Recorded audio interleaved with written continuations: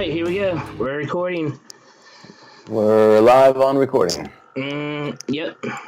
All right, man. I see a nice SG there. Yeah. With a see-through pick guard thing. Right. No, it'll be filled in, but yeah, it'll be white. It'll end up being white. Yeah, I just made that one guitar a long time ago, and I use it over and over. Yep. Looks good. So this is good 116. Colby. Yeah, 116. This is good Colby fighting evil Colby. And we know who's who because one is blue and one is purple. Cool. Like usual. Like the other pages. So this page will be a lot quicker to finish than 115 was. Yeah. 115 should just be a giant poster. It is so. And I wasn't happy. Like if I'm gonna go back and like darken in the background more, because I didn't like how that ended up being so light. I thought it was gonna be darker. Well, I thought it was gonna be darker when I put the characters and the stage and stuff on it, but it was still too light. It was so light that it made the rows and stuff, the walkways and stuff for the stadium like way too. It just looks like they're floating there. So that's one thing I'm gonna fix before we release the full graphic novel. Gotcha. That's cool. So anyway, rock and roll news. We'll do that first. All right. Well, actually, first, what are we going to talk about today? I think you wanted to talk about your 3 most favorite comic heroes. Characters. Characters. Yeah, well, they're all heroes for me. Well, one of mine isn't. So. Oh, okay. Might be a villain. All right. Yeah. That's good. All right, so let's rock and roll news first, just a little bit of that, and then we'll go into our favorite characters. So Kiss, you're the expert on Kiss on this podcast. Okay. What do you think about the allegations of womanizing between Ace? Oh man, Ace and Gene. You know, I purposely did not click on the links to read that stuff because I really didn't want to know. So okay. Gene's been known as a womanizer through his whole life, career, whatnot. So I wasn't surprised, but I really didn't want to know the details, so I did not purposely click through. If you have some enlightenment on it, by all means. No, I mean, it's inconclusive right now. Is it? Okay. So, they just got into an argument, and I don't know, like, that's why I was wondering if you knew, like, would Gene do something like that, or? I find it hard to believe at this point, as old as he is now, and with every, the career and especially with the Me Too thing going. Right, exactly. That's what I mean. Like in this current state and age that he would do that. If it was 30 years ago, maybe, yeah, sure, for sure. But I don't know, So, or maybe they're just trying to frame him for old behaviors. But that could be true because Ace said that they didn't want Ace to play with him because they couldn't trust him to show up and do all this and that. And he was like, how long are you going to punish me for, like, my past drug abuse? Right. And all that. So, who knows? But we do know this. The other Kiss news. Did you see Motley Crue's allegations against Kiss? I don't click on those either.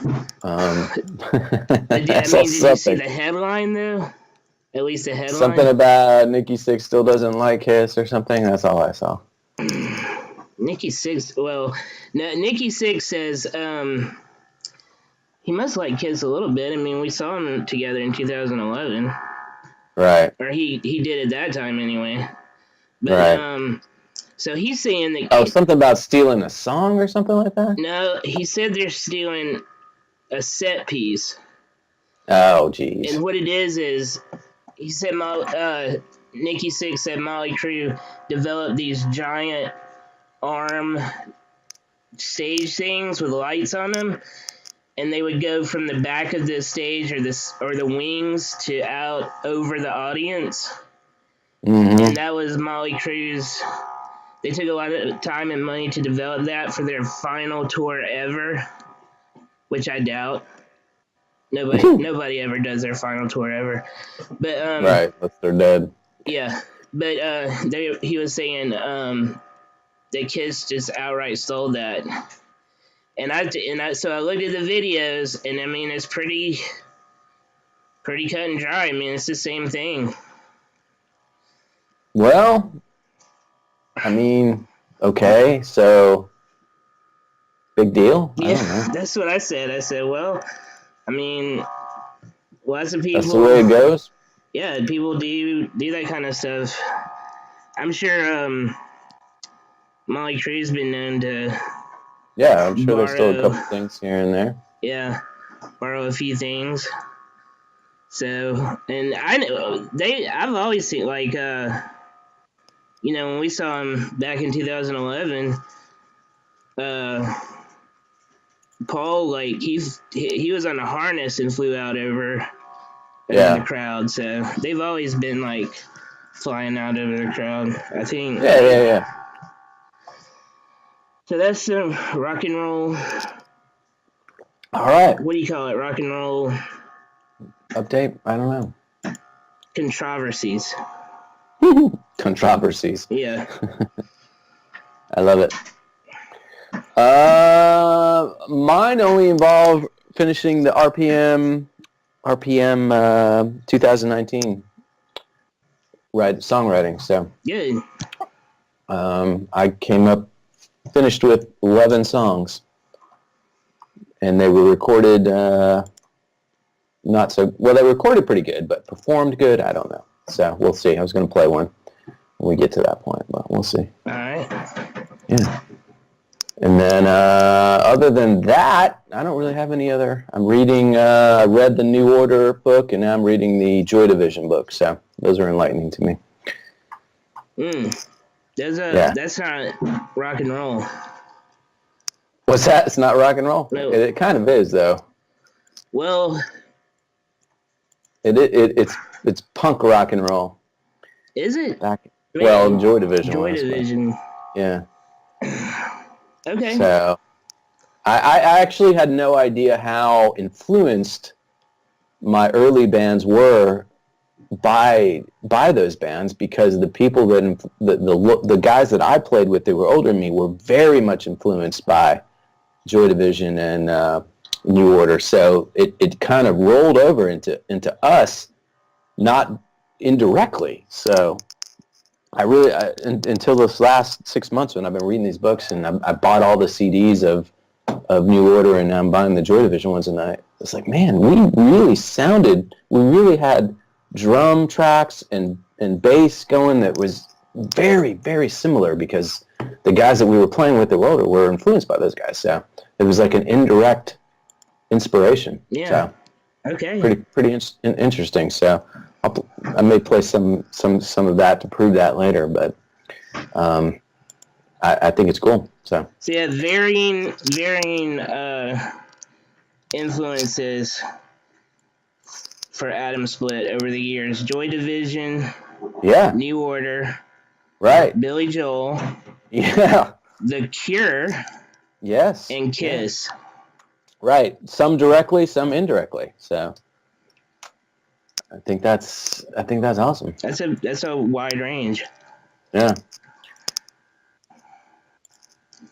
All right. Well. So yeah. You want to start our favorite characters? Yeah. All right. Okay. I'll let you set it up.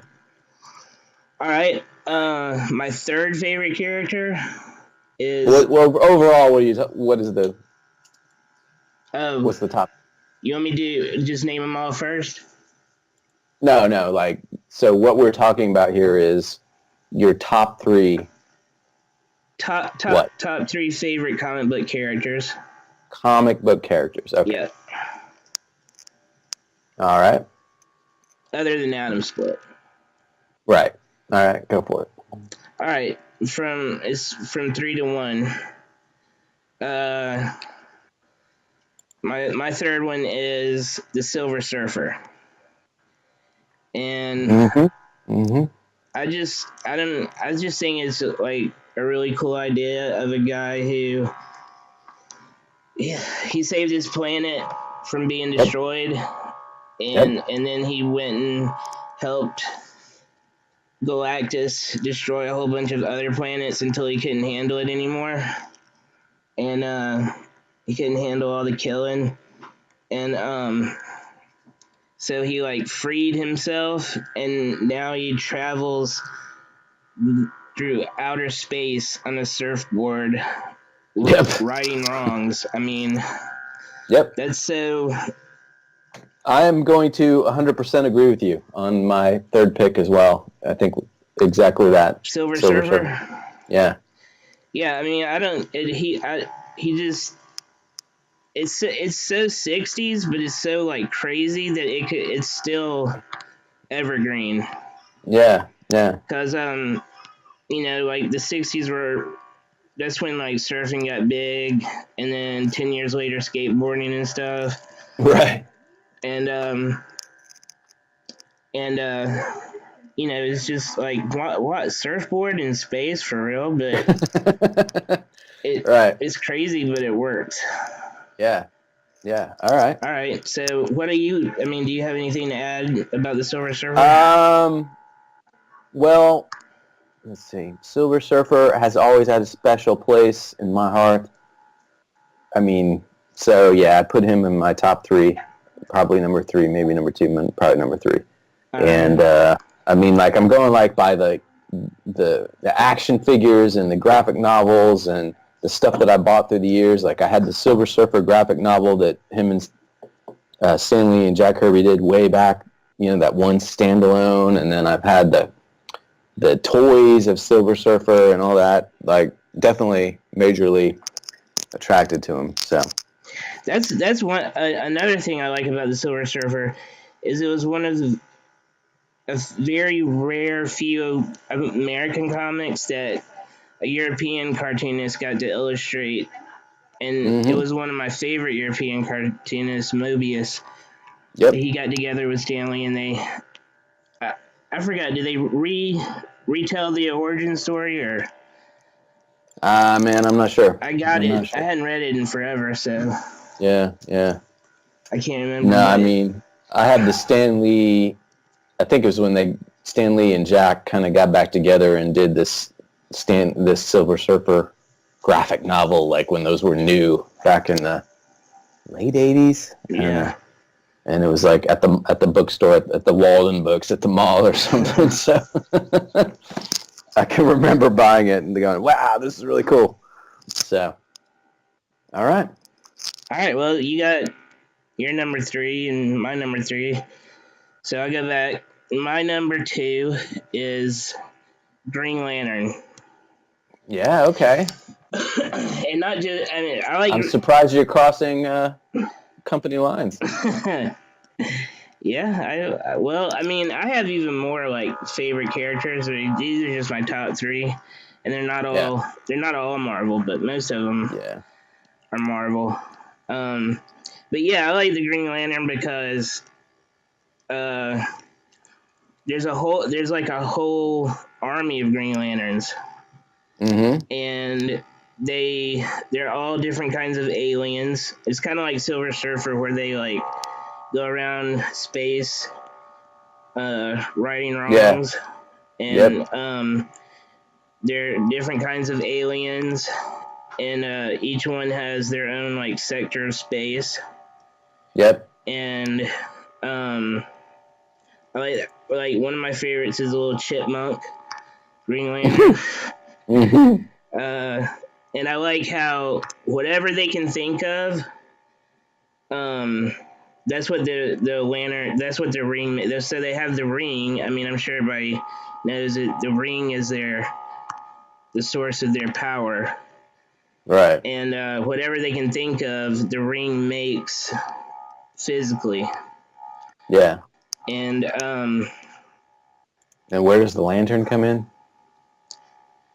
Well, it's connected to the ring? No, they keep the lantern in a secret location, and whenever the power ring discharges, after they've thought of so many things that the power ring discharges, they have to get charge it with the lantern.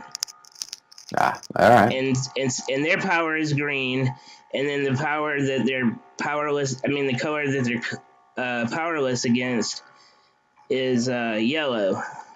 Mm-hmm. And so at first they had just Green Lanterns, and then after that, then they came out with the Yellow Lanterns, who are kind of evil. Mm-hmm. And then they did like every color of lantern, like red, pink, blue. Yeah. And they all like represented something different. Like green represented willpower, and blue represents like mental power or something. So, all right. So yeah, and I always think like, but the thing is like, when they use their powers, it's always kind of like the same thing. Like, I'm gonna hit this guy with a giant baseball bat, and I would like to think that I would come up with some cool stuff, but yeah. I don't know if I would, because if you're in a time crunch, I'd be like, baseball bat sounds good. Let's do that again. Yeah. So anyway, so that's my segment, Green Lantern. Well, I'm gonna keep with the Silver Surfer. I'm gonna go with Galactus. Galactus, okay. Yeah, is number 2. I mean, I could go 2 or 3 with either one of those. So, I've always been fascinated with Galactus as a character, and I actually, when I go back, like I said, to the graphic novels or the toys that I bought, Galactus. I mean, I got a Galactus sitting here on my shelf. So. Now, how big is that Galactus? It's over a foot. It's 14 inches, something like that. It's one of the Toy Biz ones from the 90s. Okay. Yeah. So I was always fascinated with Fantastic Four and Galactus and Silver Surfer.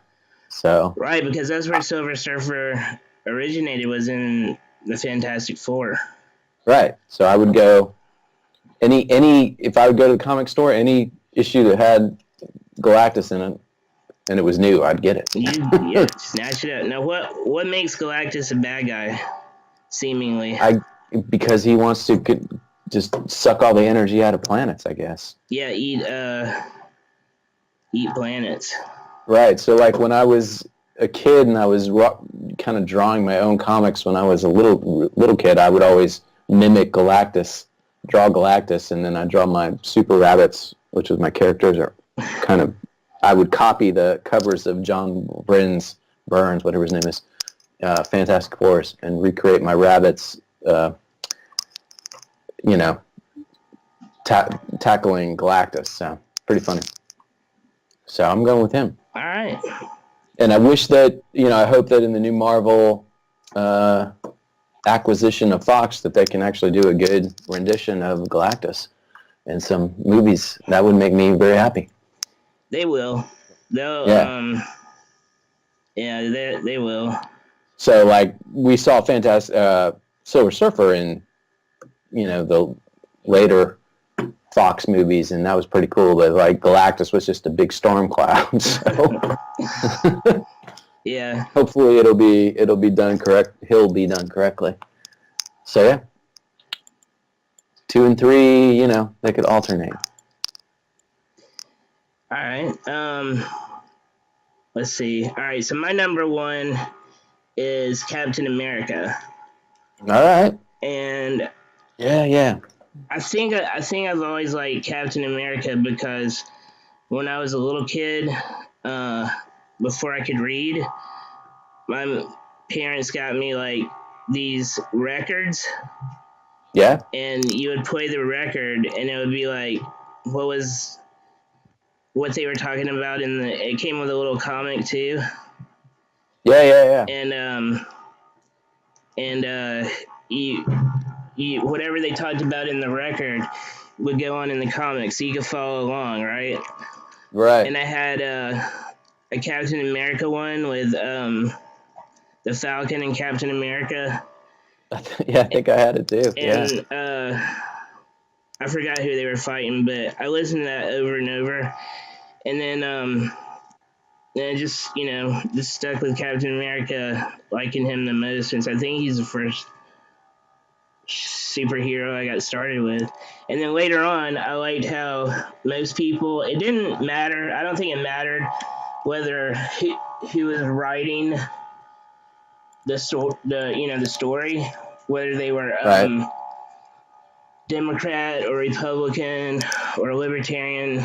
I think they all kind of agreed that Captain America fights for the American dream and not any one, faction or party. Mm-hmm. And the American dream is different to every American. So yeah.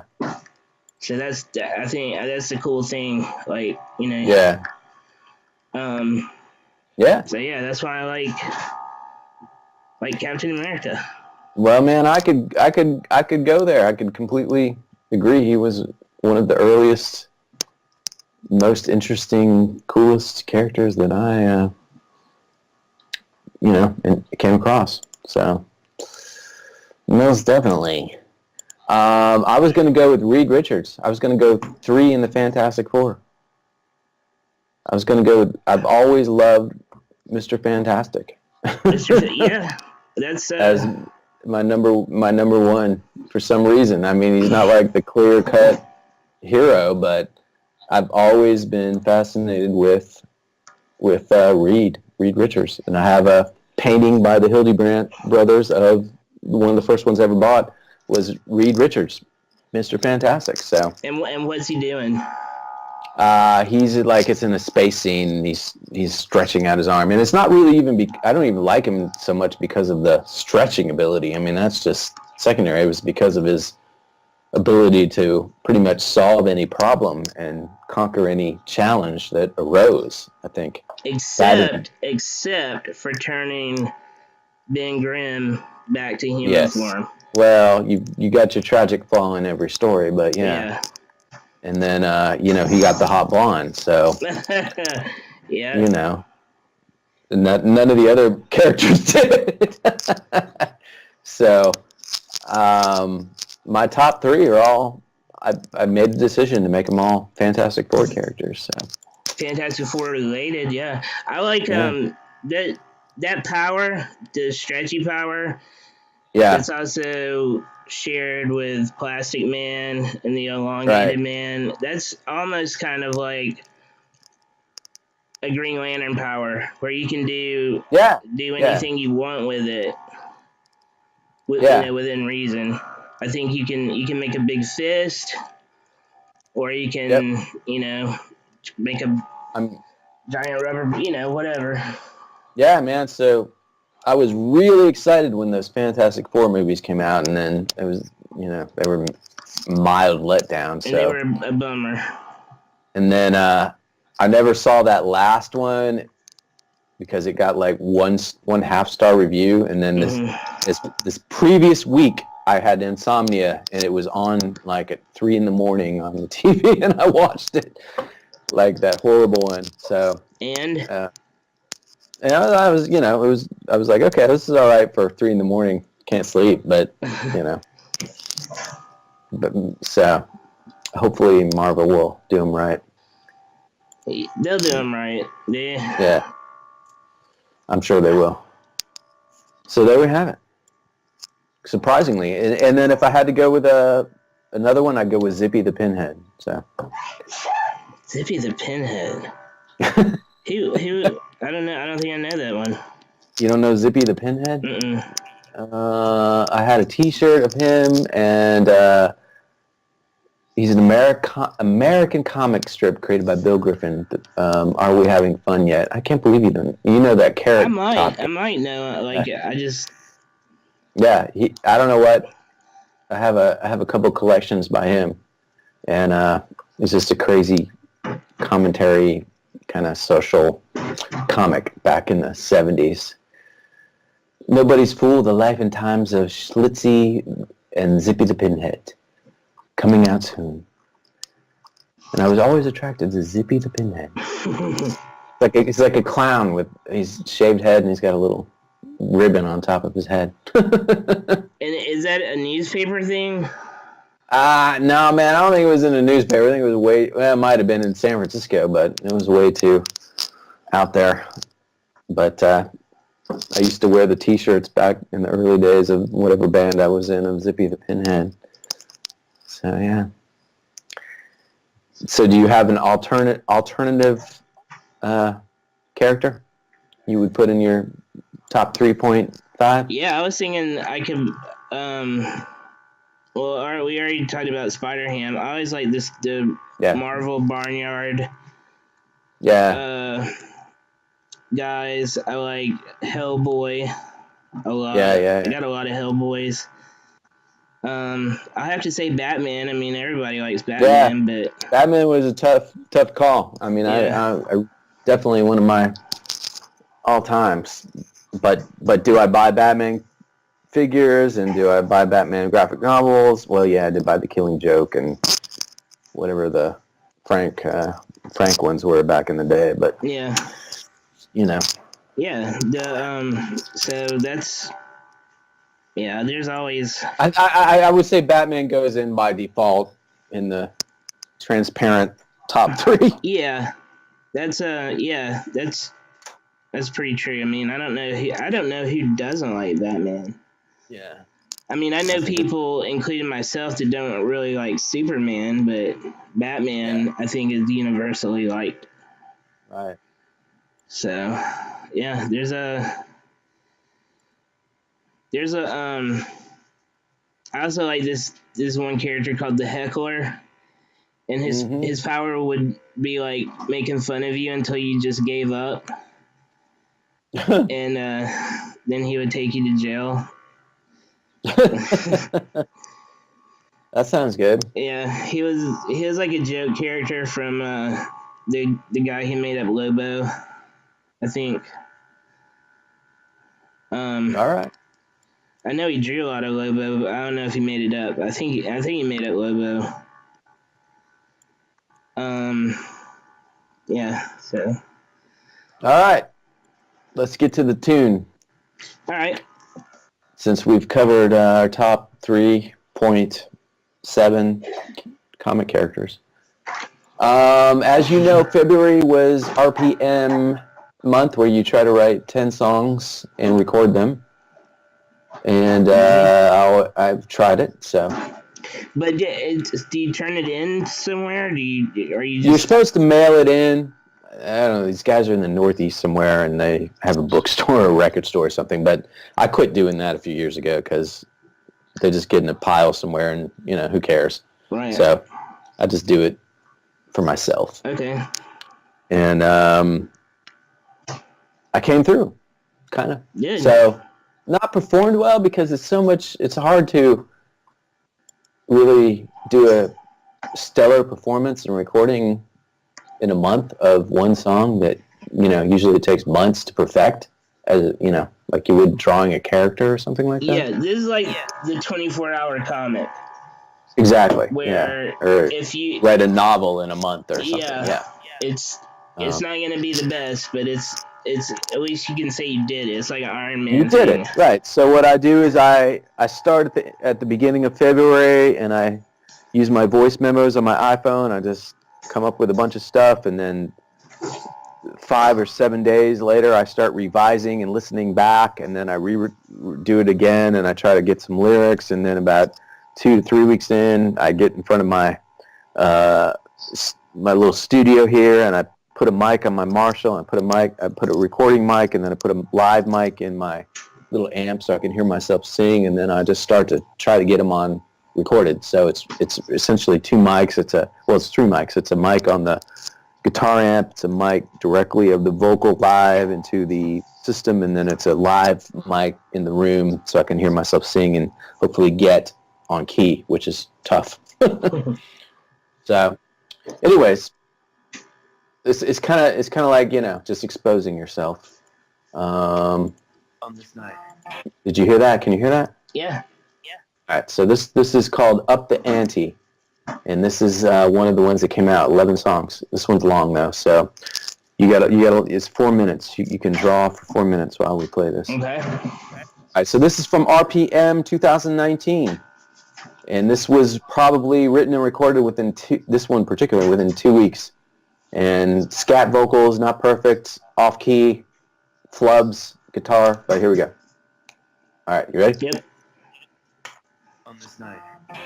On this night. Whoa. Up the ante. Gotta know what you want. Love forever since December. Gotta know what you want. Love the ante with the panties. Gotta know what you need. Love Defender since December. Gotta know what you want.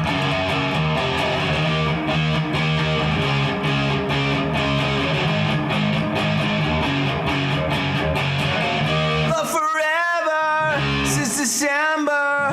Gotta know what you want. Calm the temper, calm that temper, calm that temper you got. On the river, I'm the reverend you want. I'm forever since late December. Gotta know what you want.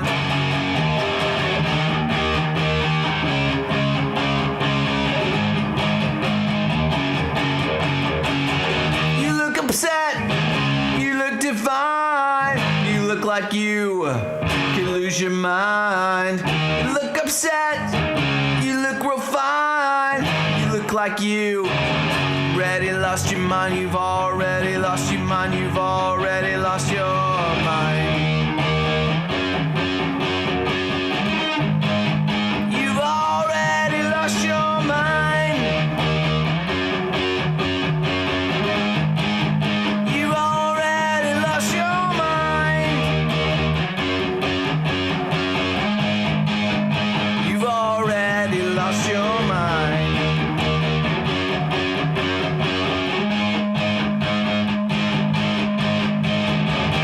December, but I gotta know what you want. Calm that temper, calm that tantrum, gotta know what you want. Now I know what it is, now I know what it is, now I know what you need. On the carpet, on floor, I know who you're for, yeah, I know what you need. Yeah, I know what you want. Yeah, I know what you need. Yeah, I know what you want. Gotta know what you want. Gotta know what you need. Gotta know what you want. Now December, a dilemma to really know what you want. In the river, I'm the reverend you want. Now I know what you want. Now I know what you want. Now I know what you want. Won't you say what you want? Won't you say what you will? Won't you say what you need?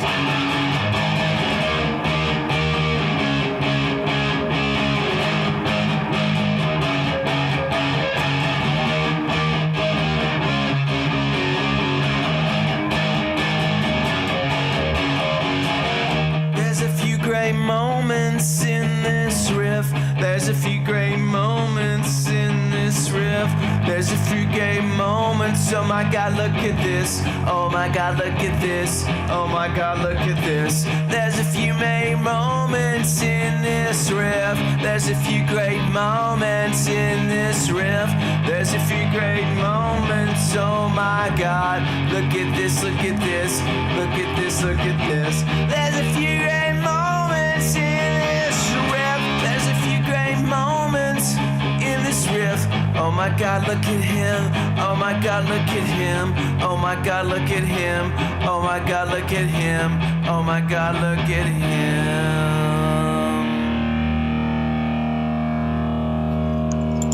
All right. All right. So now that I hear that, I might take it out.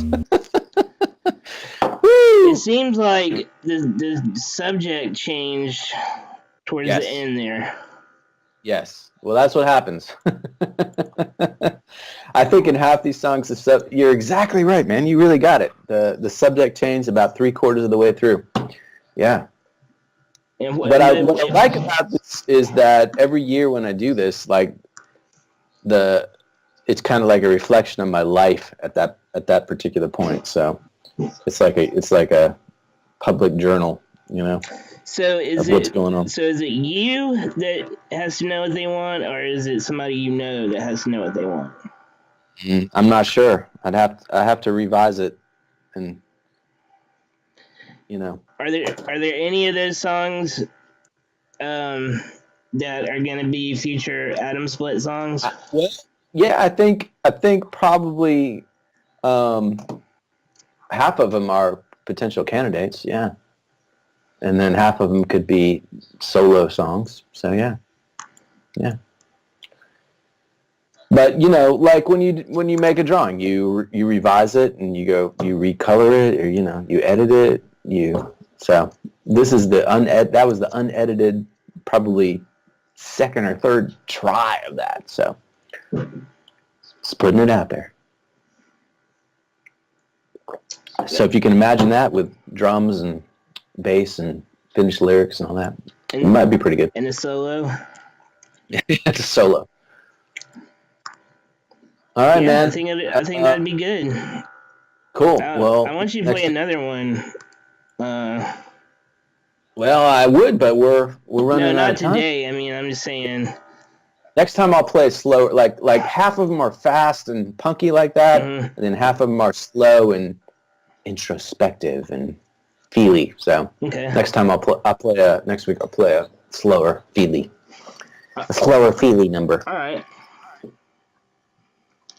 So tell us, drive us on home here with your update of earrings. Well, I got panel 1, and he's going to be shooting some fire. He's going to be surrounded by energy and shooting fireballs at Good Colby. He's in the background, and I'm going to have like 3 versions of him where it looks like he's moving real fast and dodging those fireballs. And then I went to do panel 3 here, but because it's less to think about than the other 2 panels. They have to be in different layers. So actually, this evil Colby has to be in a separate layer too. I can do that easily. So that's where we're at. I finally got him out of Bobby fighting, and now we're expanding out to the rest of the band. All right. Who's going to win? What's that? Who's going to win? I mean, he's going to win this battle of the bands. Hopefully not the evil band, but sometimes they do win. Yeah, sometimes they do. If it's a horror movie. Yeah. Well, we'll find out. All right. Well, good talk. Yeah.